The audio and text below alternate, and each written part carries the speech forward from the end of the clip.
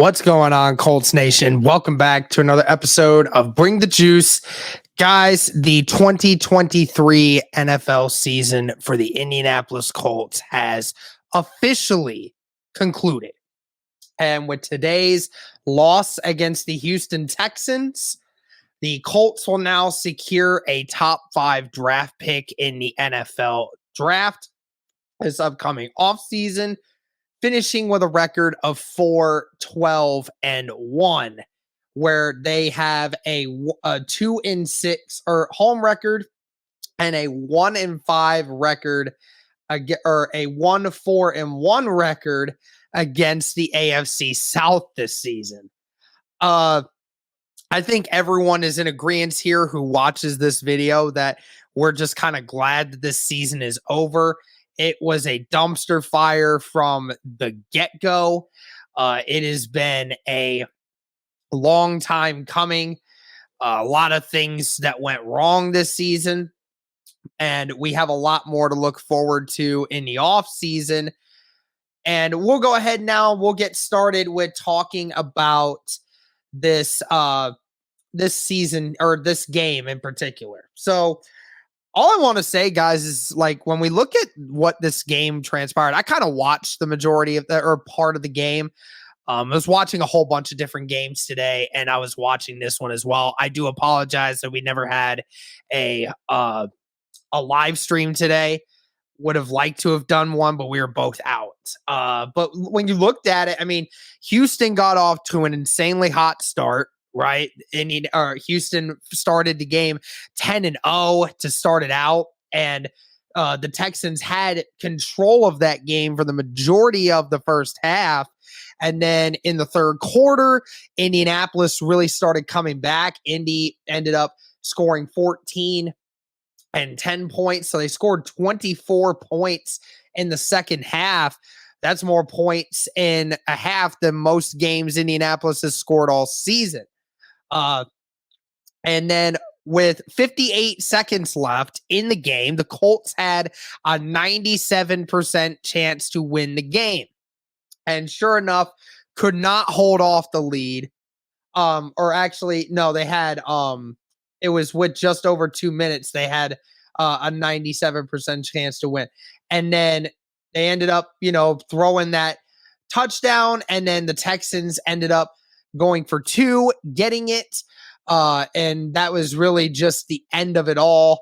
And the Colts were unable to go down the field and get anything. And that is the NFL season for the Indianapolis Colts, just unable to close out games in a lot of different ways. So kind of going back now and looking at this game specifically, from Colts perspective, Sam Ehlinger, 23 of 35 today, 209 yards, 2 touchdowns, 2 interceptions. Both those interceptions coming early in the game. One of them was a pick 6. Again, Sam Ehlinger just not looking very solid. Had a QB rating of 77, was sacked twice in this game. Again, I project Sam Ehlinger is probably going to be the only quarterback remaining on this roster after the offseason's over, but we will just have to see. And then when we talk about the running backs, Zach Moss, a phenomenal day, 18 carries, 114 yards, and a touchdown in this game. I think Zach Moss has shown over the last several weeks that he deserves to be running back 2. In this offense, when Jonathan Taylor returns next season, Zach Moss should get carries at that running back 2 position. Deion Jackson also had 8 carries for 35 yards. Paris Campbell had 1 carry for 26 yards, and Sam Ehlinger had 5 for 21.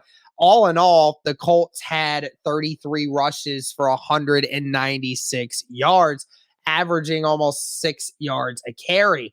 Honestly, it might have been the best rushing day that the Colts have had all season, from a statistics standpoint.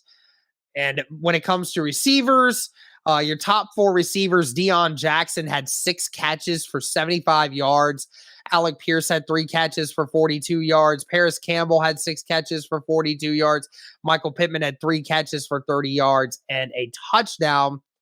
And then, of course, when you look at the Colts ended up having 4 fumbles today. So the turnovers were such a huge issue for the Indianapolis Colts offensively.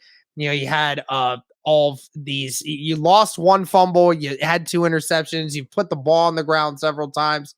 Um, it's one of those situations that uh the Colts need to do a better job at next season. It's been a whirlwind with the turnover thing all year long, and that's just going to be continuing to be a thing.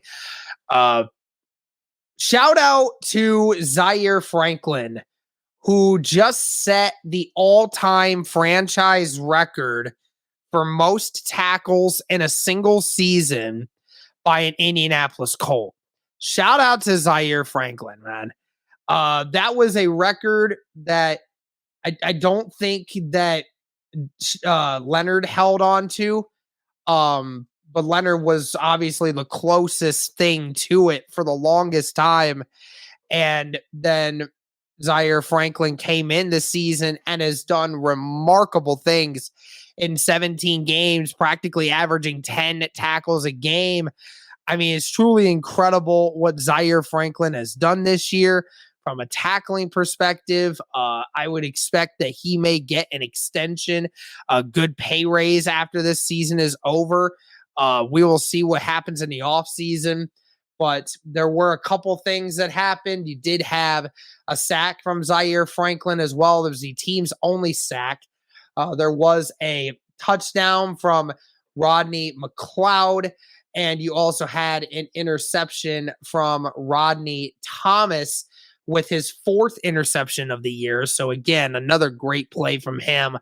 But when you look at it again from the perspective of the Houston Texans, Davis Mills, 22 of 38 for 300 yards, 3 touchdowns, 2 interceptions. And then the rushing game, I mean, the Colts really shut them down. They didn't play Dameon Pierce today.